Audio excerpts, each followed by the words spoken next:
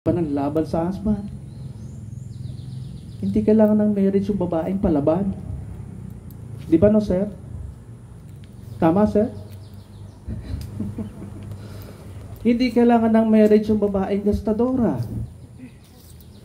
Hindi kailangan ng marriage yung babaeng maldita. Hindi sila matutuwa. Bakit? Kasi scientifically proven, the man needs respect. Ano yung respeto na yan? Hindi mo siya sinasagot-sagot. Hindi mo siya nilalabanan, minamaldita, or sinasabihang tamad ka, sinasabihang mong what else? Ano pa ba? That shows disrespect. Sabihan mo siya, mas malaki sahod mo sa kanya, tingnan ko kung kausapin ka pa niyan. Diba? Mas wala ka sa kumita kaysa sa'yo. Ganunin mo husband mo. Ewan ko kung kung pansinin ka pa niyan. No? The marriage mystery. Na pag nilagyan natin ng kondisyon bago tayo sumunod, talagang we will suffer the consequences. Anong need naman ng babae? Now I will talk to you. Anong need nila? It is love. Unconditionally. You have to do something about it. Hindi sapat yung pumirma ka lang sa marriage contract. Hindi sapat yung sabihin mo lang, mahal nga kita pinakasalan nga kita Hindi po sapat yun. They expect more. And the way they spell love is A-F-F-E-C-T-I-O-N. Alam niyo bang requirement nila na lagi kayong sweet sa kanila? Hindi sila yung dapat maging sweet sa inyo. Basta respectable yung kanilang mandate. Pero kayo mga lalaki, kayo required kayong maging malambing sa kanila. Hindi sila pwedeng sigawan. Hindi sila pwedeng patahimikin. They are your baby. Bakit ko nasabi? I-search nyo, Dr. Miles Monroe. Every woman is a man's baby. Bakit? Galing sa katawan mo yan. Pag sinabing galing sa katawan mo, dinesisyonan mo yan, pinili mo yan. This is now bone of my bones, flesh of my flesh. Kaya galit ka pag yan may kinakausap na ibang babae. Because there's a feeling of ownership to one another. Tama? Diba? You feel, naturally feel, hindi nyo yung control, hindi nyo invento, there is ownership to one another. Kung mausap ka ng iba, that's already betrayal for them or for you. Bakit di ko alam yan? Sino yung kausap mo? Diba? That's already betrayal. Bakit nag-shopping ka ng pagkamahal-mahal? Pagkalaki-laki ng binili mo. Required po naman sa inyo na maging financially wise. Pag alam ng husband ninyo na napupunta sa tama ang pera na pinag-iirapan niya, bigay lang ng bigay yan. Wala nang question. Saan mo dinala? Saan mo binili? Bakit mo binili yan? No more questioning. Your requirement is to show your husband that you are a good financial manager. So, respect and love. Para mas madali ninyo yung ma-distinguish, ano ba yung love na kailangan nyo? Husbands, ano ba yung kailangan ng wife ninyo na love? Eto, how do we treat a baby? Hindi ginugutom, hindi pinapaiyak, hindi hinahayaan masaktan, laging protected, laging secured, laging comforted. That's what they expect from you. And everything they need, they expect you to provide it. Why? Dinesisyonan mo nananahimik, inalok mo ng marriage. They can stay as single as they want. They are also powerful, successful. They can be president, they can be senator, they can be congressman or woman. They also have the power that you have. So wala na yung superiority. Talagang equal na. Equal of authority and power. Pero alam niyo ba, because of the wisdom of God, para hindi kayo magpatayan, sabi ng Diyos sa babae, He will rule over you. Because the more you try to be one body, isang ulo na lang naiiwan. And that is the head of the husband. Because one body with two heads is called a monster.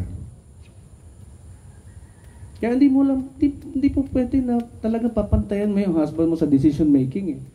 Problema lang husband, if you don't take the lead, they will take over and you will never like it.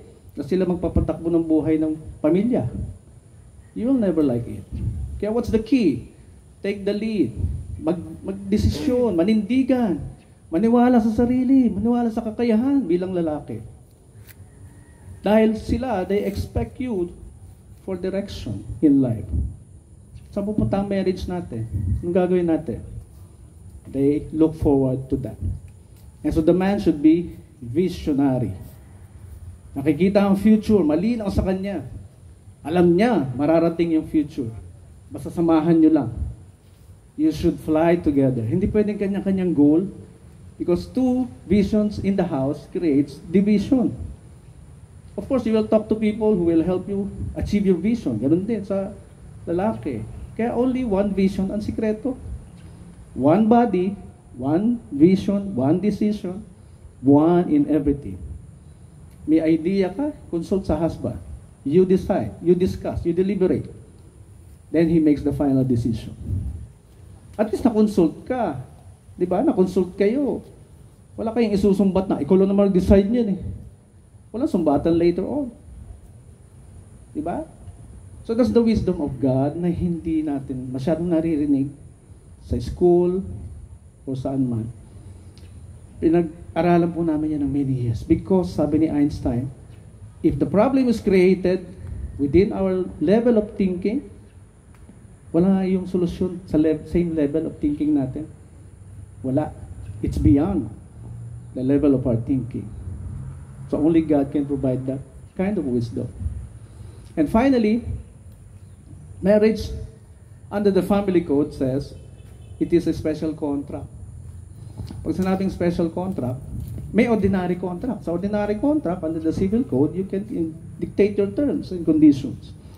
Basta wala kang violate na law, customs, public policy, etc. Sa marriage, special contract, hindi na uubra ang ating terms and conditions. Ano pa yung mostly terms and conditions natin? Ito yung mga bisyo na dinadala natin sa marriage. Ano yun? Mga bisyo nagpapasaya sa sarili natin. Paninigarilyo, pambababae, alak, etc. The moment you got married, tatalikuran mo na lahat yan. Because you will now subject yourselves to the standards, to the alignment of the marriage design. Kaya nga you have all the time in the world to enjoy your singleness. Kaya hindi kailangan ng marriage ang paninigarilyo, pambababae, iiksi ang buhay mo. Pag inom ng alak, iiksi ang buhay mo dyan. The goal is sabay kayong tumanda. Magkasama kayo, tumanda. Kaya talikuran niya na yun. And there will be a symbol later on that will express your willingness to leave singleness behind. Okay? So that's marriage. Misteryo daw, sabi ni Apostle Paul. Pero tinuklas ng science, hindi naman. Just comply unconditionally. Hindi na ito subject sa ating stipulations according to the family code. And finally, in closing, last na lang. 2018, the Philippines was surveyed to be the third most ignorant nation. Totoo naman, ang daming walang alam. Pero confidence daw. No? Confident daw tayo, kahit na ignorant daw tayo. So since then, we advocated feeding information to all the poor communities. We conduct feeding program, we conduct teaching, seminar, lalo na sa mga parents, to be more responsible by producing functional children in the society. Sinusuhid po namin lahat yan. Because knowledge ang kailangan ng Pilipino to be successful. Kaya lalapit po kami sa inyo mamaya. Pag ikot po ng basket, whatever amount you can contribute, malaking tulong po yan sa aming mga feeding program sa mga poor communities. At pagtuturo namin sa kanila ng libre. So, supportahan niyo lang po kami tungkol dyan. And once again, congratulations to the both of you. May God bless your marriage. Thank you. We will now proceed to the marriage rites. Bride and groom, please stand. May we request for the parents and principal sponsors to stand to act as witnesses of the wedding ceremony. May we ask for the candle sponsors to please light the candles.